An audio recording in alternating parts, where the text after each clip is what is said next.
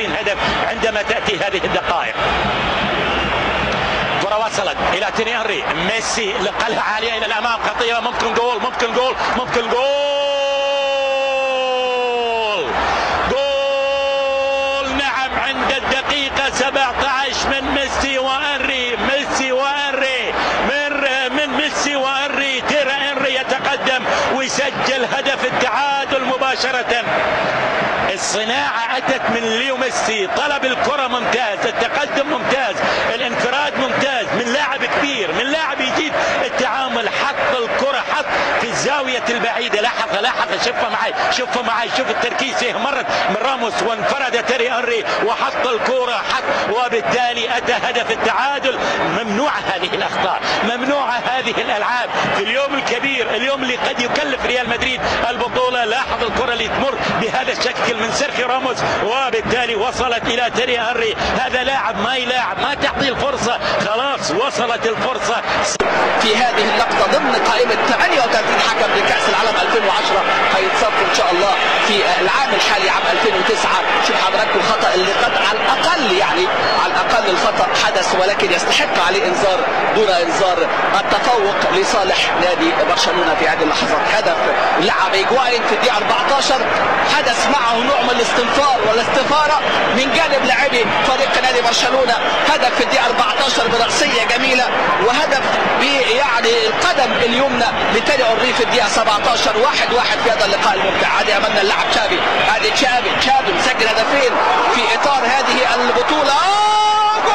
جول عن طريق اللاعب القائد بوجول.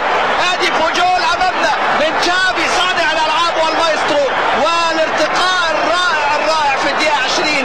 بقول لحضراتكم حدث نوع من الاستنفار والاستثاره، ولكن من يسجل لاعب قليلا ما يسجل، لانه سجل فقط 4 اهداف في الدوري في تاريخ مبارياته مع برشلونه. بوجول يسجل اغلى الاهداف في هذه اللحظات ويعلن عن تقدم فريق برشلونه.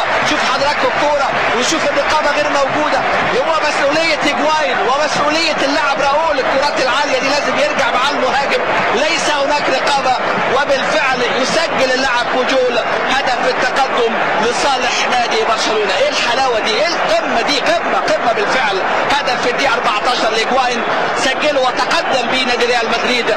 المباريات الاربع المتبقيه يصل الى الهدف رقم 100. لاحظ الخطا بيعطيه، ممكن يسجل اذا اعطاه جول، جول.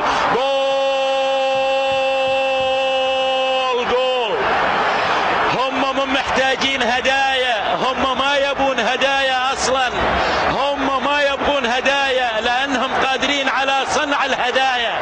تاتي هديه وتاتي هفوه وامام لاعب اخر ما يلاعب من البرشا، من ليو ميسي، يحطها حاط وبالتالي يسجل الهدف. لاحظ هم ما يحتاجون الهدايا. لاحظ الكرة السابقة اللي افتكت من لاسانا ديارة. لحظة مرة أخرى، شوف الضغط من شافي، وصلت إلى ميسي يسجل الهدف الثالث. 3 أهداف لبرشلونة وهدف لريال مدريد. لاحظ عودة الروح في هذه المباراة، وهدف لراموس. وادي أمامنا تمريرة، ليس هناك تسلل، وتيري هنري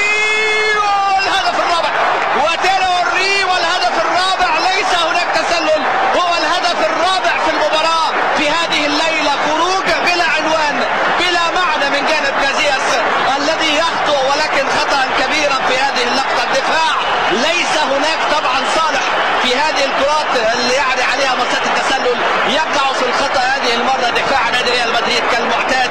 ادي امامنا التمرير، ادي تمريرة حلوة الحقيقة، والوصول في هذه اللقطة للنجم تيري هنري اللي بيسجل الهدف الثاني في هذه المباراة والهدف الرابع في يعني مباراة اليوم. 4-2 لصالح نادي برشلونة. شوف حضرتك تشافي، شوف المايسترو.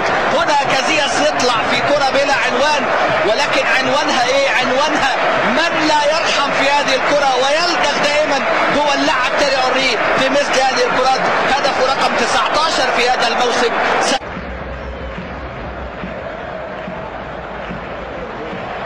كرة خطيرة ممكن تنحط، خلاص جل خامس من ميسي.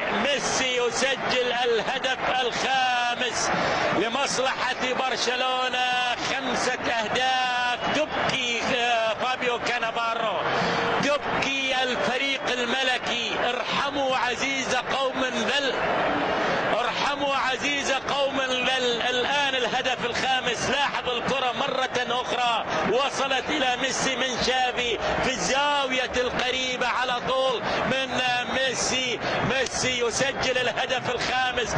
5 أهداف يدك فيها برشلونة مرمى ريال مدريد، وبالتالي هنا الهدف الخامس من ميسي. يعود مرة أخرى برشلونة للفوز على مدريد، على ريال مدريد في مدريد، وبالتالي الهدف والمرة دي من اللاعب ميسي. ميسي لقيته لم يسجل لكن تحرك كثيرا، وهنا الكرة من كانافارو والكرة من اللاعب بيكي. هذه الكرة من اللاعب بيكي أمامنا يسجل في هذه اللحظات الهدف السادس. 6-2 في مباراة تاريخية لا تنسى.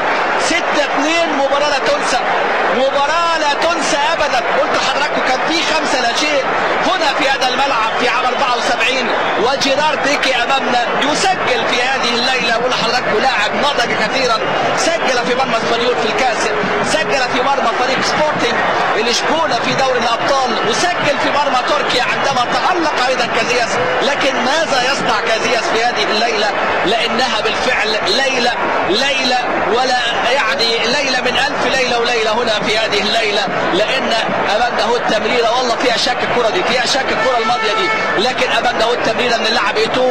وادي أمامنا إبعاد من الإيطالي كانافارو. يبدو الرحيل يعني يسيطر على عقل كانافارو النهارده، يبدو الاهتزاز على ميتسيلدر. وادي أمامنا بيكي يتقمص دور الهداف في هذه اللقطة ويتجرأ على مرمى كازياس ويسجل هدف سادس، يصعب كثيرا بالأمور ويجعل اللقاء اللي